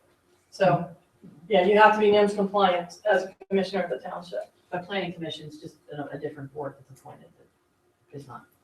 No. Oh, I thought he was saying that he is the planning commission. No, it's a different group of people. I'd say- It's just the five of us, Gwen, you. Yes. What about Tom? Public Works. No, Tom's not an appointed official, he's an employee. Basically, the commissioner. Well, again, Judy, good work. Yeah. Hopefully, I would really like to be compliant by the end of the year. We will. Well, Keep pushing us. My idea to do the drill is that sometime this summer, I would like to activate the EOC. And I will cook lunch for you and your families, so that if you gotta work for 45 minutes or an hour, we can have some fun at it and have your wives and stuff come over for lunch and we can have a good time. For the emergency plan, I guess the other question I had was water. I should have, although there was some resistance to doing it, what's the that? county requires that the emergency operation plan of the water authority and of fire department and of any major long-term care facility be an appendix in the resource of this manual. Evidently, the water authority doesn't want to give up their secrets to the emergency management of the township. So, Well, there's a security issue there. Yeah, I think that- but these are secure to the township. There's a security issue there. That's fine, but that's your liability. If the Allegheny County cannot provide emergency response because you have a public works emergency and you have failed to be compliant with putting your emergency operation plan in the emergency operation plan of the township, that's your liability, not mine. Yeah. All I'm doing is telling I you know what what you're talking PEMA requires. And George loves PEMA, so I don't know. No, my everybody has their little boy protection things. My real comment was you talked about multiple medical emergencies Yes. as our plan requiring mitigation. Yes. What about a break in the water line? I can't do that because I don't have the emergency operation plan of the water authority. Got So it. I can't do a mitigation plan. Got it. Like a 12-inch water line. No, Can't write a mitigation plan for something that I don't know what the emergency. I got the response same is. answer twice. I just didn't hear it. Okay, The county has no responsibility to help us with any emergency that is not contained in our documentation. Let's put it that way. We've got an emergency plan. Okay. But we're perfectly capable of handling that on our own, so, well, again, thanks. yeah. Very good. You're here.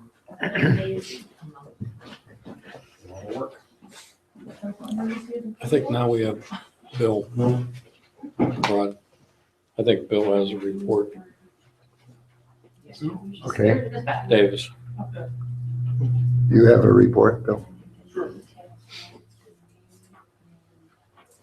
So far. Yeah, where were you? It's not on. See, I could have demonstrated the knowledge center, we weren't online. Everything all right, Bill? He wouldn't be here if it wasn't.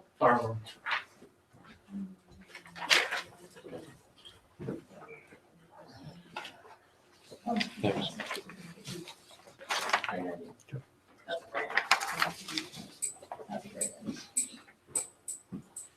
Right in front of you guys is the first quarter, January through March for 2015.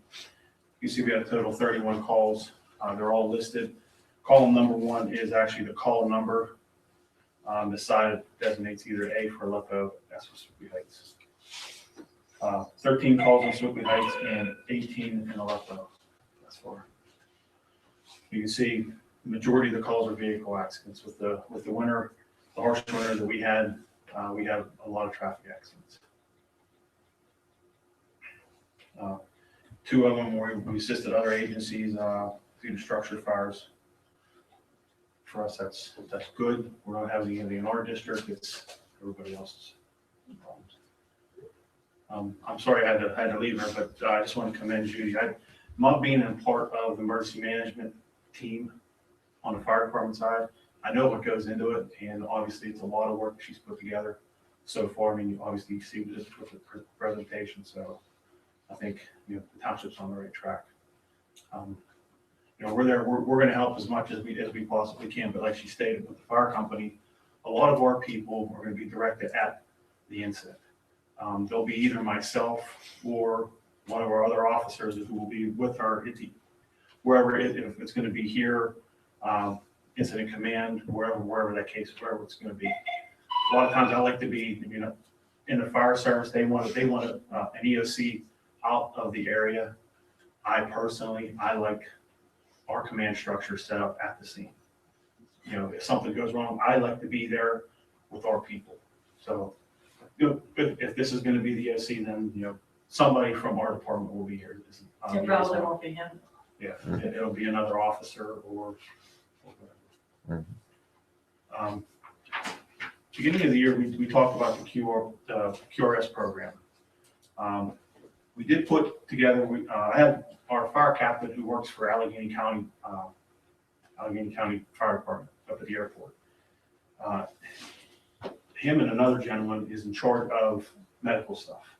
And he compiled a list for us to outfit one vehicle with everything needed. And it come up to $7,000.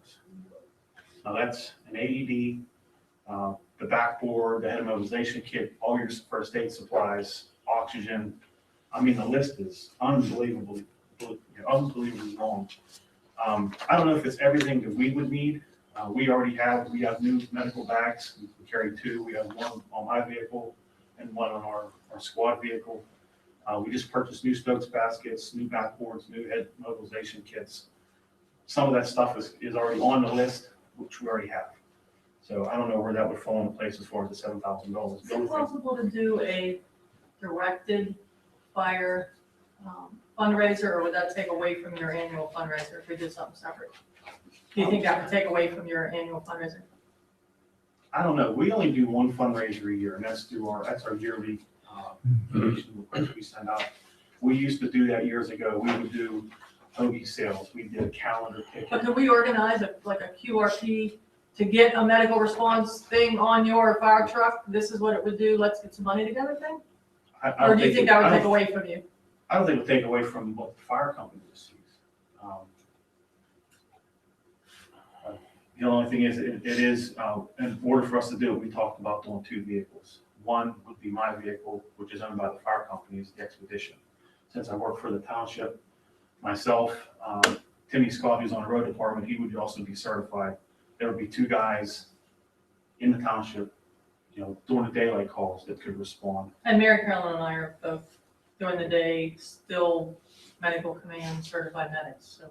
If it goes through, right now, with the program, the training that we already got scheduled for this year, if we do the QRS, the first responder course, it won't be until the end of this year, fall and the winter. We kind of cut back on our training in the summer because we don't get the turnout for training on Monday nights. And I know they just upped the QRS, The first responder class, they just upped the hours. So it's more hours. And so we elected to, you know, summer, we cut back on. We do just basically in-house training. You know, you only get 5-6 people. Yeah, we could work at breaking that down in the future. Is that, you go through Mike and John to do that? Yeah, I think it was $100 per person through CCAC. Okay, yeah, because I think Mike's gonna do that. Mike Fashion and John, I think, are working on it. Yeah, I talked to John from. Yeah, we might be able to, he's on the committee, by the way. He agreed to represent EMS on the EMC committee. And we could potentially, if you think it would work, break that down into like smaller hour increments, like working into your regular training, instead of requiring your guys to sit there for 4 hours every night. We could work something out. So I mean, it's something we looked into. You guys wanted a price. So the big thing is it has to be a commitment from our membership. I mean, we're not going to go out and want to spend the money to outfit the vehicles if we're only going to get 5 or 6 people that want to do this. I just don't think it's feasible. We want the commitment, and we stress this with our people that, you know, the rift that's going on, in order to squash it, so to speak, is we need to have our people need to come on board. So we're working on that. Like I said, I think we'll get more turnout if we do it in the winter months for the training, and then things will fall into place to that. Bill, what level of participation do you get in your annual fundraising? That I do not know. I'm not involved in the financing. We have one gentleman who does all of our financing. That's Tony O'Neill. We do not put that information out throughout the company. Him and the president are the only ones that know. I mean, he gives us a figure, like I think 2 or 3 times a year, on what the fund drive has brought in. But as far as what percentages of residential, commercial, what you give, what Gwen gives. We don't, I'm not privy to that information. No, I was just wondering how many people in, I think the last report, don't hold me to this, but I thought it was 30%. Yeah, I feel like 30%. 30 is the number. Oh my God. Yeah. and do we get any lump sums from Swickley Heights, Masonic, that sort of thing? No. The only thing with Masonic used to contribute 10,000 a year to us, Mhm. but we Lump took sum. a 10-year advancement for the ladder truck. Mhm. So that's not up for another 3 years. I believe. And does Swickley Heights give you a lump sum? Same thing, we do the residential fundraising each individual resident. Same thing, it's Yeah. about the same, and I think the average, I believe, was $55. The industrial park, which is a shame, that there's very little. See, that's a revenue place to coming. go. Yeah. And then we've always had a problem with that with the industrial park. The industrial park people pay $premium for those buildings because they rent them. We send them to the tenants say they send them back to us, you send them to the landlord, we pay $premium for these buildings, they are the ones that contribute to you. Yeah, but your chemicals.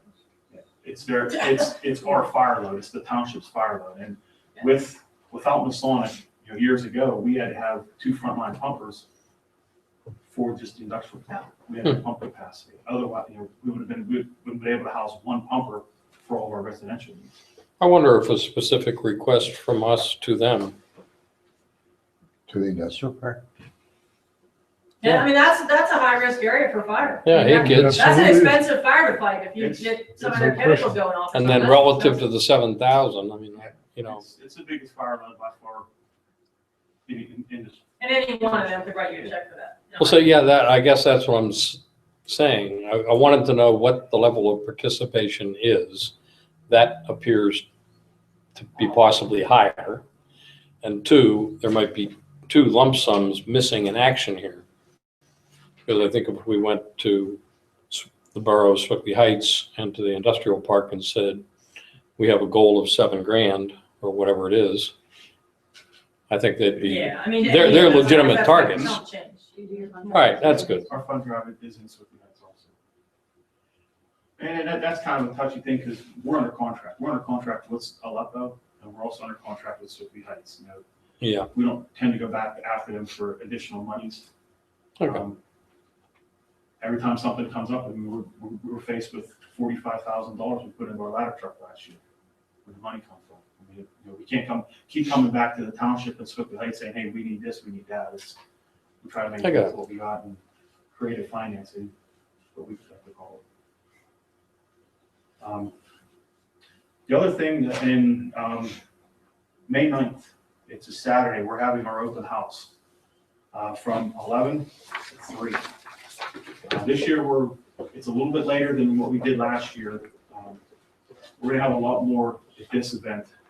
We asked the Silver Team, they're bringing 2 units from the Silver Team.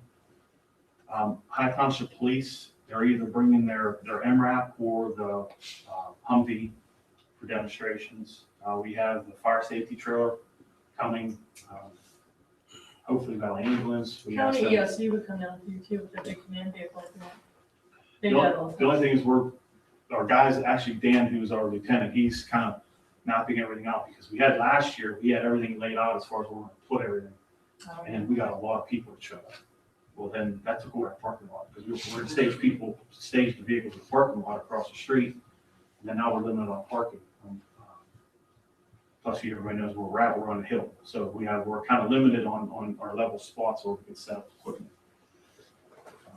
But that'll be, like I said, 11 to 3. There'll be food served, against hamburgers, hot dogs, drinks. This Saturday, right? May 9th. May 9th. Oh, May 9th. Is there a fundraising aspect to that as well? Can you make a few bucks? No, No, we do it, for PR for the community. no, it's good. Let everybody see what we have and let them come in and see what the money's going towards. Yeah. I talked to Gwen, this was a couple weeks ago. One of our guys on our department, who's heavily, I guess, involved in EMS, he looked at the Life Pack CR Plus AEDs. We looked at it because we would like to purchase them. Gwen also talked about maybe possibly putting one in this building. And then I was gonna check with our authority board to see if we can do something as far as like on our truck or somewhere in our facility. It depends on what goes on down here in the township side. But we looked at maybe the fire company getting two. One, we can put one on our vehicle and then one in my vehicle. So he has yet to get, I just talked to him before the meeting tonight, he has yet to get anything back from the guy. He put a quote in for four, the 1650s. I guess Yeah, we'd it's like- compatible. we should buy one. It's compatible with that. Yeah, We should have one, so I definitely think. Well, it seems there's a maybe little bit of- price and overlap, we'll buy one. possible beneficial overlap. Your mitigation plan, county funding, right? Yeah, but we can use that, if we get that mitigation thing done, I'll sit down with Bull and figure out That's what I mean. what There's- equipment, I mean, because he's gonna get a deal on these AEDs. And then we can maybe look at some of the other equipment that he needs for QRP. Yeah, there because- just might be multiple funding sources. Yeah, because QRP is a phenomenal, well, it just happened the other day. We had a response. I was over at my neighbor's house, a guy had a seizure, and our ambulance response was from Economy. So that, I mean, that right there in front of my face would have been a QRP. So, because I was a QRP for it. So, And then Gwen, for our emergency operations plan, you also need a line item. Yes, we have, I just looked, and we do have, the emergency management committee has $1,000 this year to work with. but I'm just saying, we I'm have a gonna be list of adding things that we on. need. It appears that there are 3 or 4 possible funding sources. So if we bring them together, right? Okay, Right, and the $7,000, like I said, to outfit each vehicle, that's something that we did not budget for in the fire company. So, I mean, it doesn't look like we're gonna get the training this summer. It won't be until late this fall.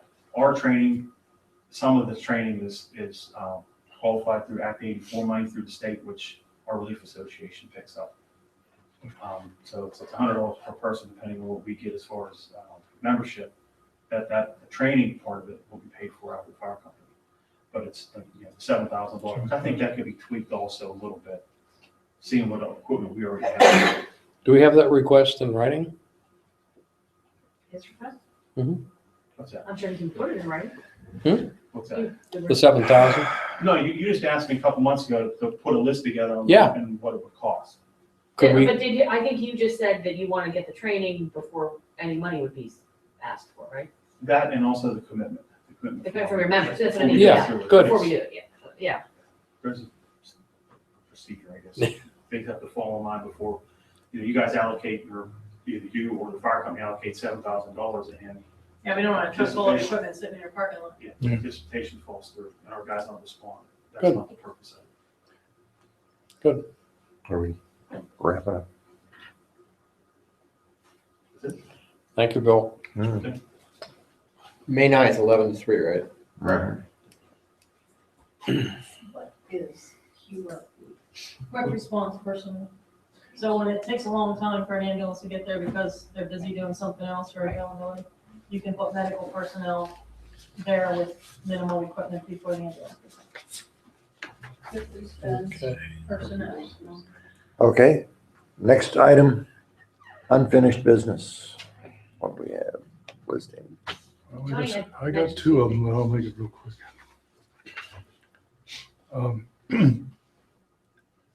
The first is that we had our meeting last week with Senator Smith requesting a grant of $250,000 to help us pay for the new water line. I must tell you that Senator Smith and his assistant, Dan Atwine, were very knowledgeable about the whole situation. In my history, I've met with many political people, and most of them, you go in and they don't have the foggiest idea what you're talking about. But these 2 gentlemen did, and they're very supportive. And what they wanted was some support from us in that regard, Rob. If you could talk to the Republican end of the County people? you did the county people, Yeah. but the representative must, Must have, get sure. him to support, that would be helpful. And I talked to Harlan. They also want to have a communication with the gas company because they are concerned that if our line breaks through, what would happen to that gas line? And as you know, the gas company thus far has played Pontius Pilate, just washed their hands of the whole situation. So the senator wants to see if they're going to step up and do anything. So I've asked Harlan to get that information. So we'll keep in touch with them.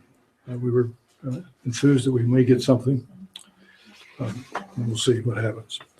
The other, the more startling thing, and we can review this more at a legislation meeting, but we received a letter from Westview indicating that their rate is going to go up, water rate, 26%.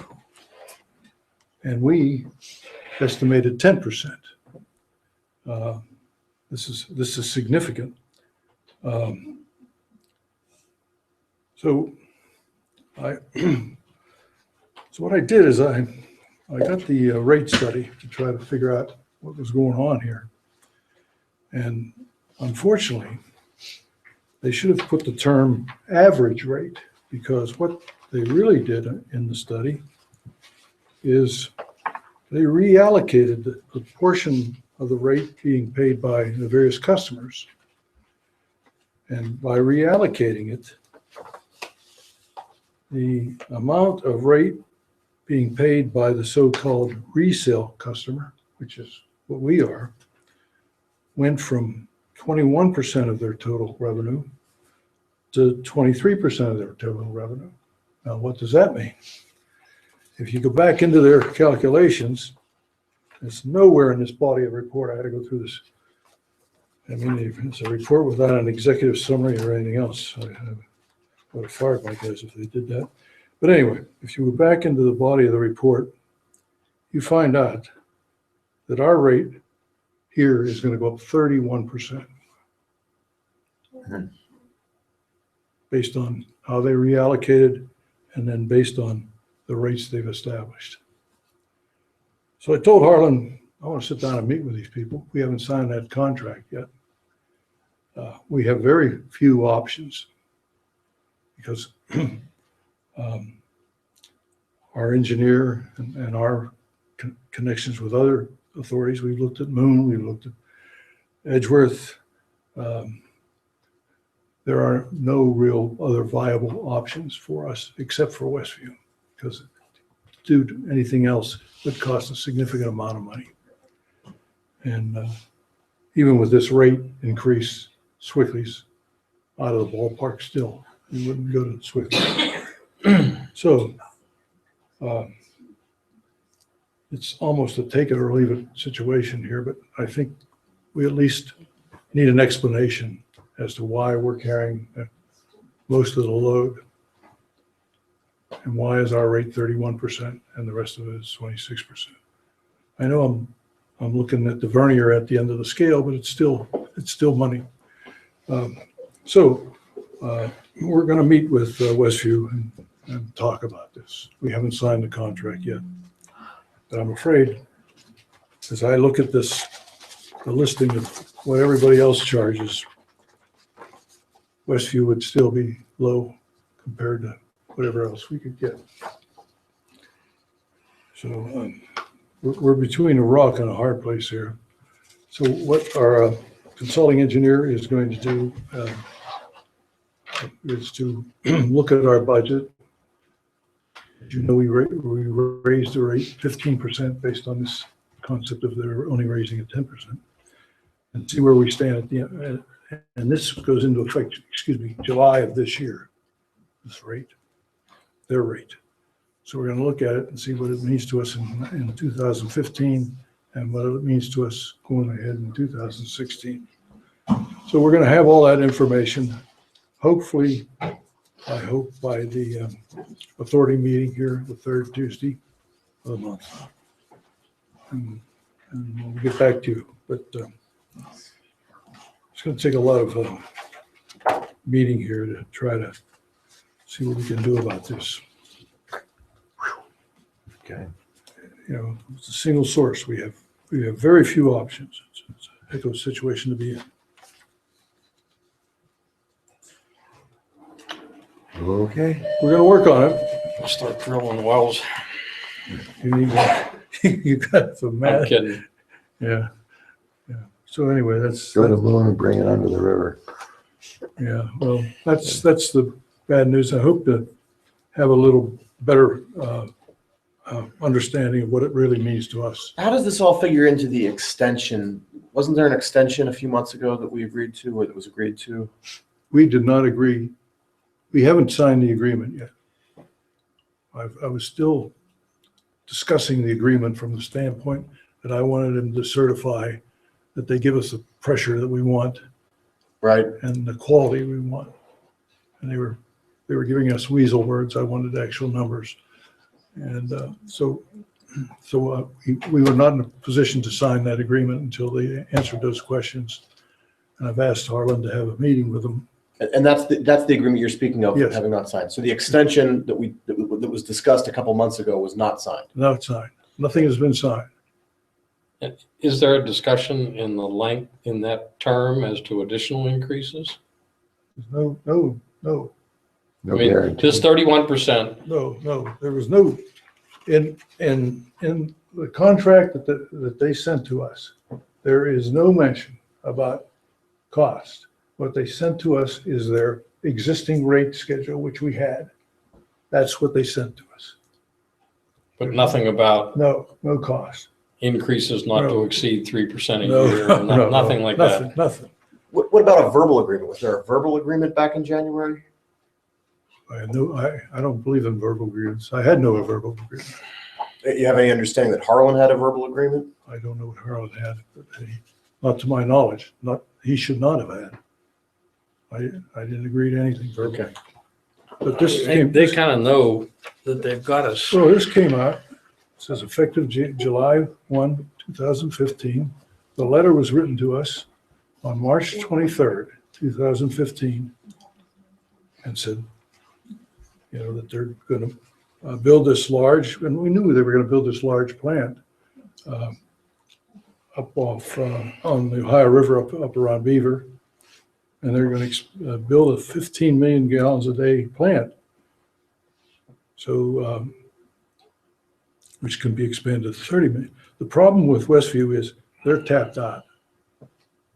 Their present plant is tapped out. They had to go up here. They have to go up here and build this plant. So, Who tapped them out? Are they supplying South Cranberry? yes. And frankly, Yeah. Well, the bulk of this will supply the upper tier. Now, from a good standpoint, as far as we're concerned, this will provide us another independent service. So we will actually have two independent services here. And the independent service will be at that 1,400 elevation, hydraulic elevation. So it's good from that standpoint. But I mean, we're going to have to pay big time for that. Now, the reason that this isn't being supported by the Cranberry Group or whoever is going to use most of it is because they're saying this is for the whole system because they're tapped out and they need this additional capacity. That's how they get around of having a separate district. When you build some of these plants and you build a new plant to serve a new area, you usually say that's for the new district. But here they're saying this is for everybody. Everybody's going to benefit. That's their So argument. everybody's going to pay. Everybody's going to pay, yes. Everybody's going to pay. And some everybody's is going to pay a little more. Okay. So, and it blows my mind. That report I had to wade my way through that whole crazy report to come to the end to find out that they're charging us more. Like a utility, do they have to justify their rate increases to the state? Yes, I'm sure they did. Did. Well, I think you mentioned that we'll still be below what Swickley charges. What about other organizations? They're below almost everybody. Yeah, we're still pretty low. No, we looked at Moon's low, but Moon's pretty well tapped out. They're growing quite a bit. And how do you get across the river? The problem is the Moon plant is up on the hill. They have no main lines down here. I looked at my old friends at Edgeworth. I know their system fairly well. And most of their service lines are far removed from Swickley. They only have a small connection to Swickley, which is just an emergency connection, not enough to supply us. They can't do it. So if we're paying more, do we get any more? You'll get all the water you need. You're just going to have to pay them for it. Just like we do now. Yeah. So no, we don't, I mean, we Well, don't no, get anything different. No, we've requested more water if we need it. That's part of the agreement. In other words, we included in the agreement a growth plus a growth that Masonic has. So we've allocated now more with this agreement. We'll get more water than we presently use. Yeah, I don't know. Significantly. But it's just going to cost you more. But there's no added benefit that comes with the added cost. Well, Not unless you run around. Well, there is a very slight tangible benefit, and that is you have two separate sources. Redundant Redundancy. sources. We have redundance now, though, don't we? We can switch over to Swickley when Yeah, the that is- secret gas line blows up, we have something to switch over to. Yeah, but that's a very high cost redundancy. It's a redundancy that costs you more than you're collecting. High cost, low quality. Very, very high cost. I mean, Swickley's there, but it would cost you significantly more than what Westview costs you. At a lower pressure and lower a lot of other things. So it's there for an emergency. Swickley's there for an emergency for us. But you pay for that. Anything else? Well, here's everybody in Allegheny County, what their rates are. And there's nobody around here except for Moon and Edgeworth. It's close, but they just can't service. I've talked with the Well, engineers. how do we insulate ourselves against these unilateral increases in the future? I mean, isn't this going to be the answer every single time Westview jacks up the price? There's nobody around us. There's nobody that can get. You got it.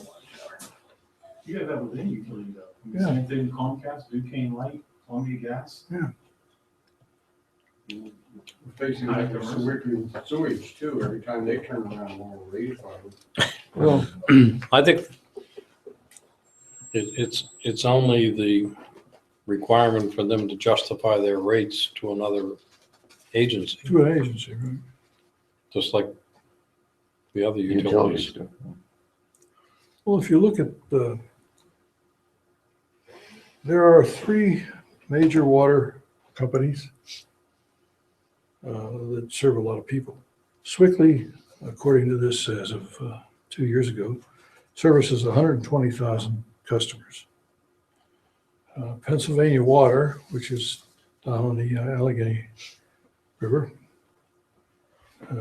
they serve the city of Pittsburgh primarily, so they're 635,000. And their rate is higher than Westview, and it will still be higher than Westview with this new rate. And the new one that bought the South Pittsburgh Water. Which one's that now? Pennsylvania American. Yeah. Well, they have 83,000 customers. Their rate's higher too. But see, they're far removed.